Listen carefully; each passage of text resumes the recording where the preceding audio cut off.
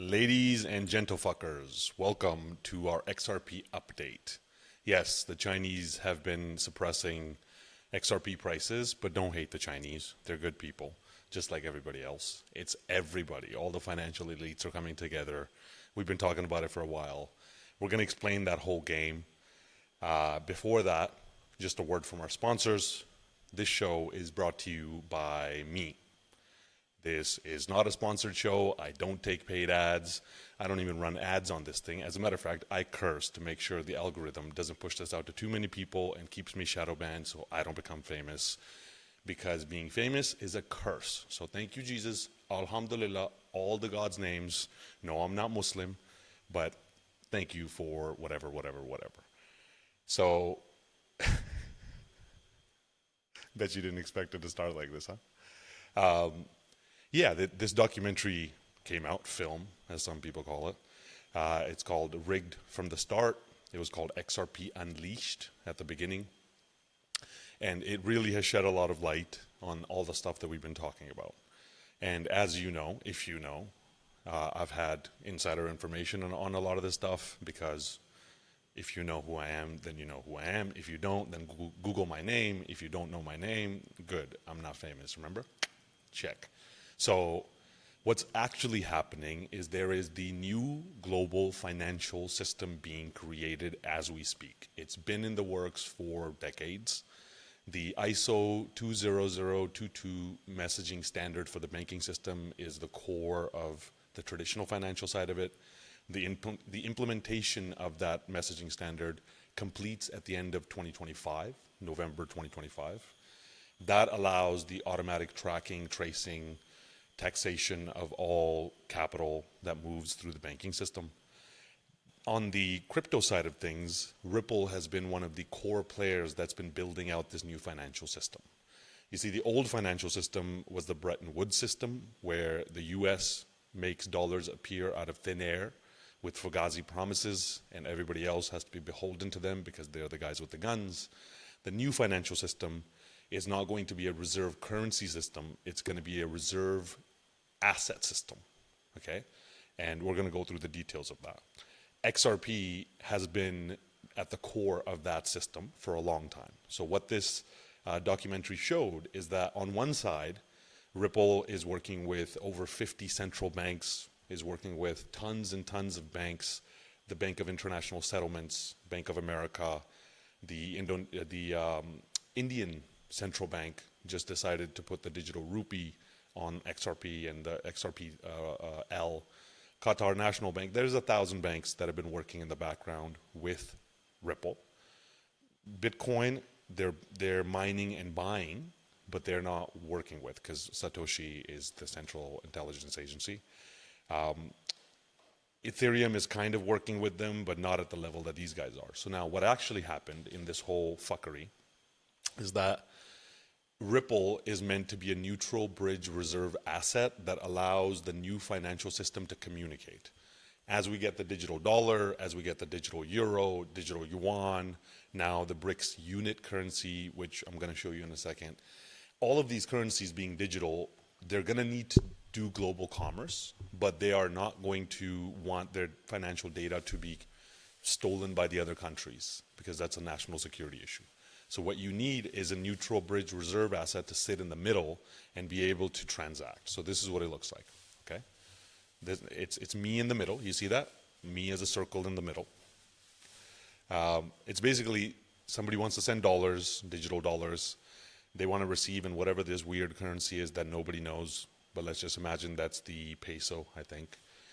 What they would do is they would convert the dollars instantaneously into XRP. They would have infinite liquidity called on-demand liquidity, which means they don't need Nostro Vostro accounts.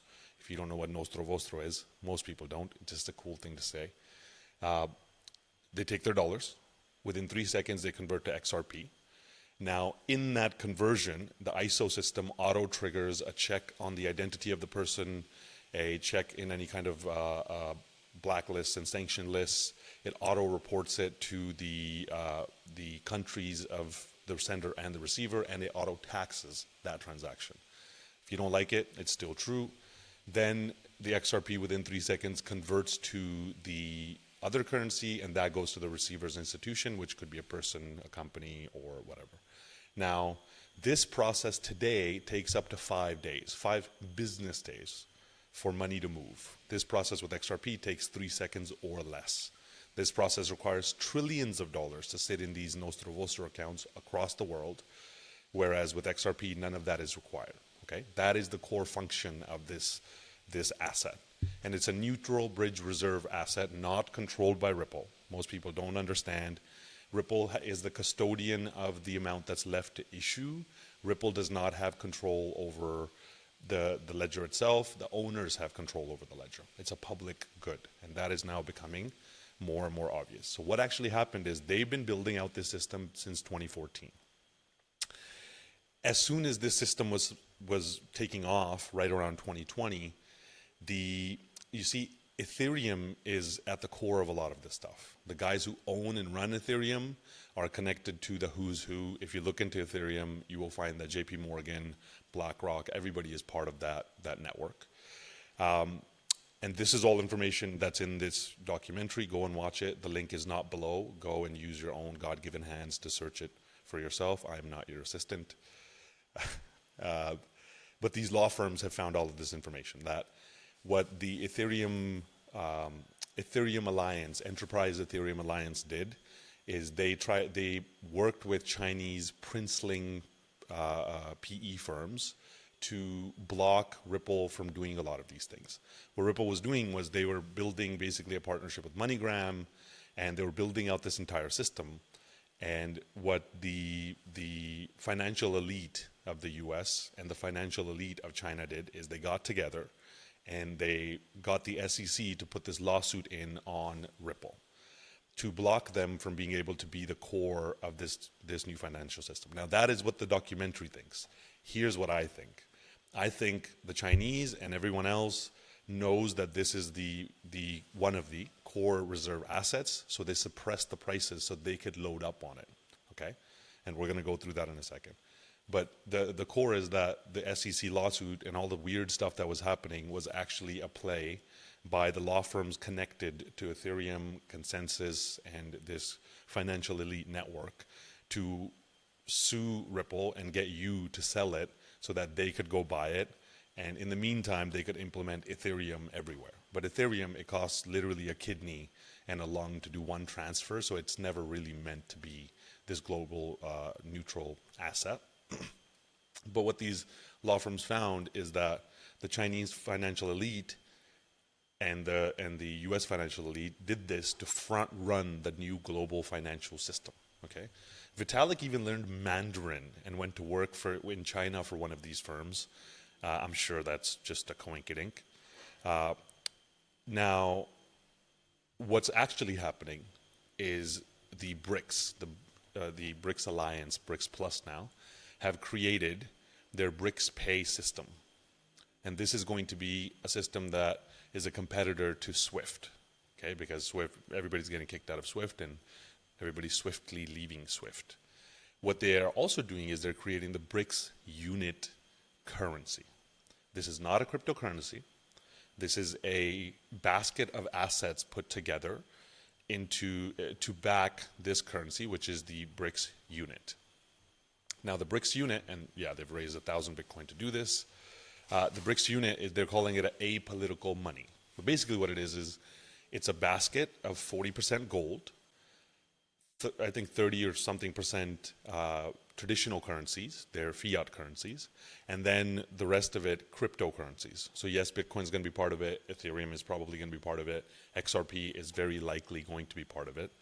So they are creating this new reserve asset to be able to do these global transactions. The BRICS countries will use the unit. They'll be able to transact directly between their local currency and the unit. The unit being tied to gold and cryptocurrency means it's not tied to the US dollar anymore. Even the value of the basket of currencies and assets is going to be valued in gold rather than in dollars or any of these, Fugazi currencies. It will down the road have nature, tokenized nature as part of this basket. It will have RWA and all this kind of stuff. Again, that's my opinion from everything I've heard. This is obviously not listed on their website. So in this process, they've been suppressing XRP prices, and now that the suppression has ended, there's a reason why XRP just goes straight up. One, to not give anybody a chance. All those idiots who thought that this was, they called it a shit coin, calling it a dino coin. It's funny how crypto heads will call it a dino coin. It's called, that's a coin that's been there for a long time, which means it's actually a safe place to invest. But anyways, now what's happening is Ripple is creating first of all, look at this, okay? XRP, part of that system. XLM, definitely part of that system. Algorand. You see, the way money moves in this new system is when I need to send digital dollars and buy 100 million tons of steel in China in the digital yuan, it'll go through the system that we just showed you. Algorand is a public blockchain part of that system. So on the front end, it goes XRP, and from there it can go into the Algorand system, and that's a public blockchain, which means it's publicly visible to people. XDC and Corda are Corda is the technology and the company. No, R3 is the company, Corda is the technology, XDC is their token. If you buy it and lose all your money, that's your fucking fault. Remember, that's always my message. But XDC is the private blockchain that connects to the front. Algorand is the public blockchain that connects to the front. XRP and XLM are the middle assets that allow that value to flow. XRP is custom built. XRP Ledger is custom built so that it needs a central bank of central banks, like the BIS, the Bank of International Settlements. It needs a central bank in the country. It needs a bank that is a private issuer to handle the last mile. And XLM doesn't need all that stuff. But regardless, XRP, XLM are the core rails. Algorand, XDC are at the front. These aren't the only ones. These are the ones that we know from the developers who are developing the banking system. I'm pretty sure they know what they're talking about. Cardano is part of that system. HBAR is part of that system. HBAR has all the biggest companies behind it. And those are the ones that we know of, right? Polygon obviously is Ethereum, basically. So this is how that new financial system works, and that's why now all of these coins are pumping. All of a sudden, out of the blue, nobody could have predicted it except for yours truly and a million other XRP army humans, generals in the XRP army, as we call them. Mad respect to all of you out there. So that's what's going on. Now, looking forward, there are so many things that XRP, Ledger, and Ripple have that are so far beyond all of this childish smart contract stuff that all these other blockchains talk about. And let me explain a few of those things. One is that every single financial elite and family that you can name, whose name sometimes starts with R, is involved in Ripple. Their names are literally on the patents. The ODL patent is owned by a Rothschild. Respect to you as well. Please don't come after me. They write the WEF's papers. Ripple does. Okay. It's the who's who of every government and banking institution and dynasty and everything that are involved in this. That's the first step. Okay. You don't just get to do this without that being there. Secondly, Ripple has automated market makers on chain. So the blockchain literally now has built into it DEX systems, basically.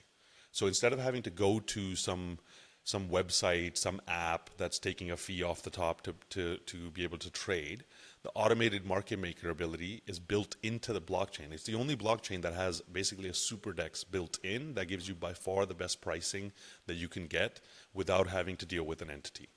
That's going to be very useful in the future when a lot of different trades start happening across the system. At the same time, they have something, Ripple has something called the Liquidity Hub, where they've created an app effectively that any institutions could use.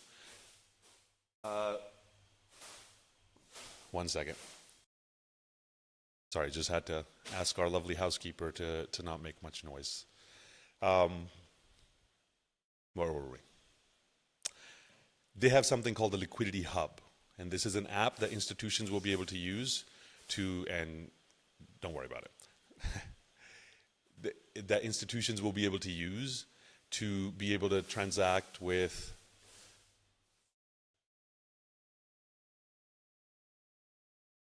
they have the liquidity hub that institutions will be able to use to literally just plug and play and be able to transact in all the different digital currencies and convert to central bank digital currencies or whichever fiat currencies they'd like instantaneously, and that will leverage XRP as the token for liquidity along the way. That means they will be putting the liquidity of the crypto market through XRP. That's called the liquidity hub. Okay, that combined with the automated market maker DEX setup means the blockchain itself has the ability to carry the liquidity from all of crypto and transact on the blockchain itself. I'm sure that brings some value to this space. The RLUSD stablecoin is going to launch. It's the only stablecoin that is launched by the blockchain itself, or the company that owns the blockchain itself. It isn't going to use the liquidity from Ripple right away, but over time it is built so that the US dollar can then be backed by Ripple, which is one of the ways that the US is going to continue to offload their debt, and actually one of the methodologies that they can use to inflate away the debt. Like I already said, they're working with over 50 central banks that we know of.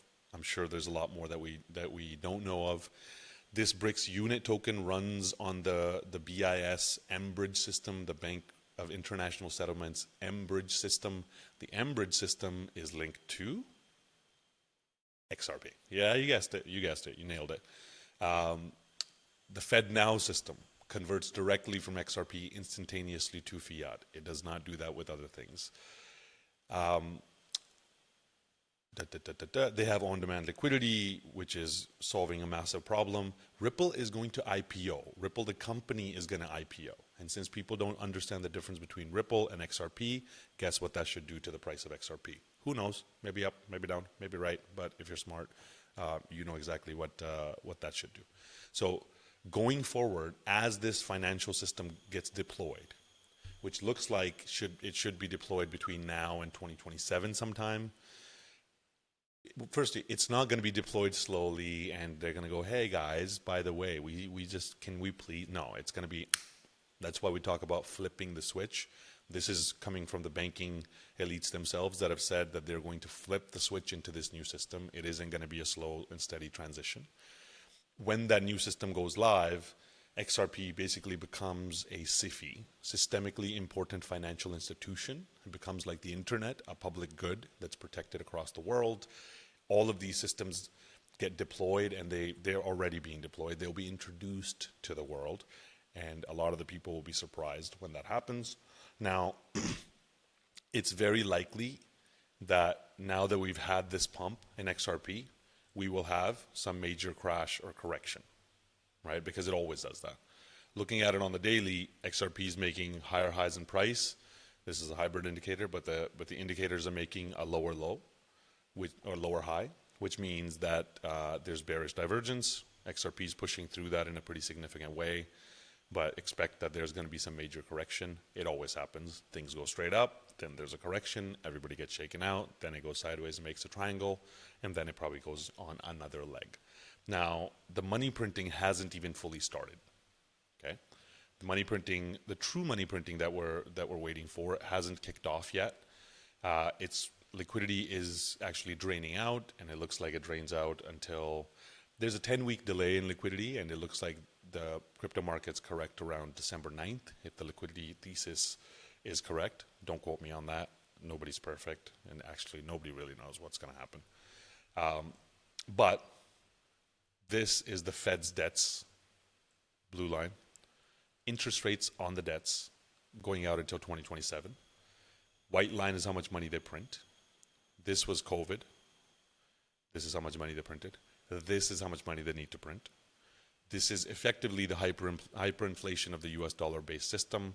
The US dollar will kill a lot of other currencies along the way, and it will cause inflation to go insane. During that time, the kind of environment becomes perfect. And at the same time, World War III, who knows what else is coming, scamdemics, who knows, cyber attacks. All of those things become the reason for this new financial system to be launched. And along the way, expect a bull run like we've never seen before. I think we have a bull run in 2025, major correction, giant correction. Everybody thinks we go into a bear market, but then there's still more money printing that takes us out to here. But what I think doesn't matter, because I'm just a human, and often I'm wrong. So that is the game that's being played. Watch this documentary if you haven't, or don't. Nobody cares. But we are now in the midst of the action around that game. I'm personally denominating myself in XRP. If it is this systemically important of an asset, my goal is to maximize the amount of XRP that I'm making. So I'm in XRP when it is breaking out and doing what it's doing. Like here, XRP v Solana. Well, that doesn't show up properly. Here, XRP v Solana is breaking out in a significant way. So I'm just going to stay in XRP. Once this tops out, I'll switch into other assets. Of course, along the way, taking profits. Nobody went broke taking profits. And that's that. Hopefully that's been valuable. If it hasn't, you watched it. Thank you, and see you next time.